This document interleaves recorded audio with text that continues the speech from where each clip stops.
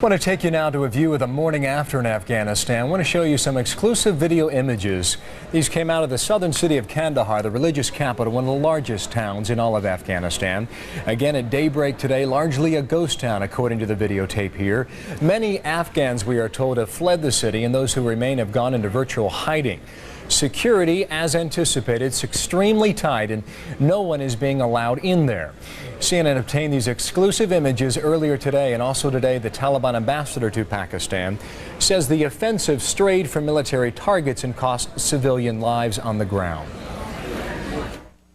The strikes were done on various places of Afghanistan. There was no differentiation on the civilian parts, on the military parts. According to the Americans, their objectives and their aims were military and terrorist camps. But unfortunately, the rockets launched and places and dwelling places where it killed a number of 20 Afghans, including women, children, and elderly. That statement coming about 4 hours ago. The Taliban also repeated that the coalition's target, Osama bin Laden, they say is alive and well.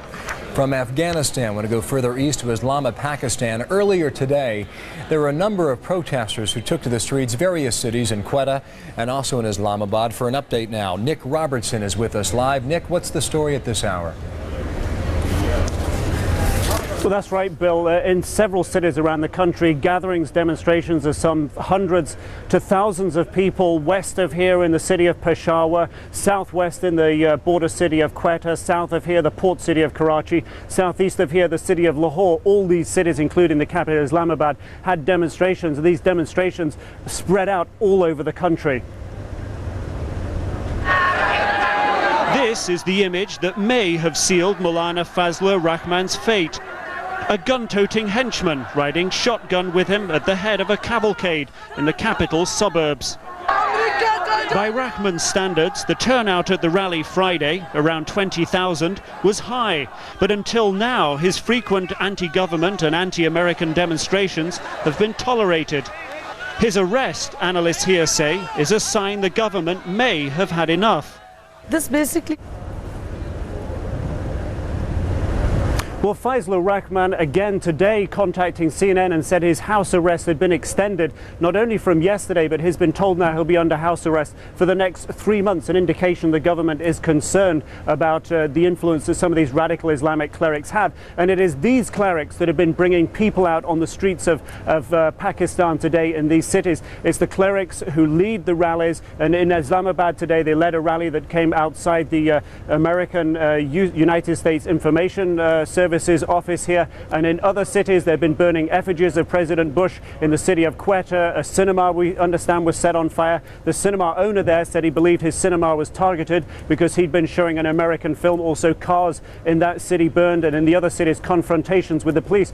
President Musharraf today, however, came out in a nationally broadcast press conference to try and explain to the people of Pakistan exactly what was going on with the strikes against Afghanistan. And what he said was that the attacks are not against the people of Afghanistan, but they are precisely and specifically aimed at terrorist targets inside Afghanistan. He talked about the need for rebuilding Afghanistan politically following these attacks. He said he hoped the attacks would be short, and he also talked about the necessity of the humanitarian rebuilding and how difficult it would be for Pakistan to absorb more refugees. He said could number up to 1.5 million if they flee the fighting in Afghanistan.